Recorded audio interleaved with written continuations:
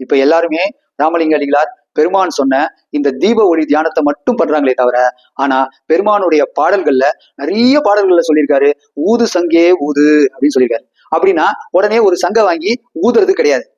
அதை அவர் சொல்ல, அவர் சொல்றதா இருந்தா அதை வேற விதமா சொல்லியிருப்பாரு. சங்க எடுத்து நீ ஊது அப்படின்னு சொல்லியிருப்பாரு.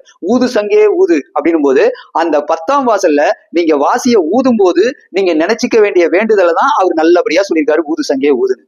இது நிறைய பேருக்கு புரியறது இல்ல. அவர் வாசியோக பயிற்சி பண்ணி தான் மேல்நிலை அடைஞ்சிருக்காரு அப்படின்றதுக்கு இந்த ஊது சங்கே ஊதுன்னு அவர் பாடின அந்த பாடலே மிகப்பெரிய அத்தாட்சியான உண்மை.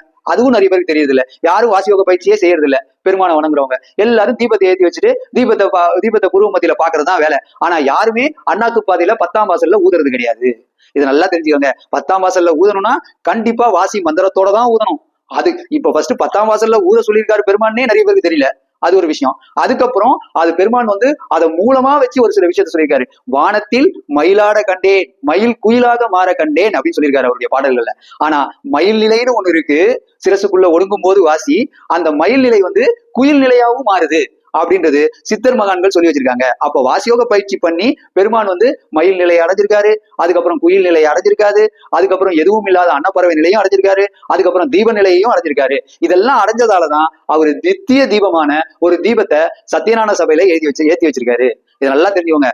இந்த தீப நிலையெல்லாம் அவர் அடைஞ்சதுனாலதான் சத்தியஞான சபையில நல்லபடியா ஒரு தீபத்தை ஏத்தி வச்சு எல்லாரும் ஃபாலோ பண்ணணும்னு சொல்றாரு. ஆனா நம்ம ஆளுங்க எல்லாரும் என்ன பண்றாங்கன்னா தீபத்தை மட்டும் பாக்குறாங்களே தவிர, ஆனா பெருமானான ராமலிங்க அடிகளார் வாசியோக பயிற்சி பண்ணாங்க, நம்மளும் வாசியோக பயிற்சி பண்ணணும் அப்படின்ற அந்த முனைப்போடு யாருமே செயல்படுறது இல்லை.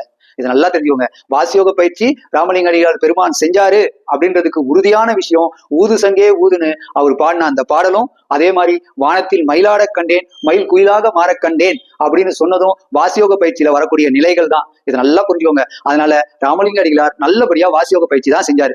எல்லாரும் வாசியோக பயிற்சி செஞ்சீங்கன்னா பெருமானுடைய நிலையை நல்லபடியா அடைய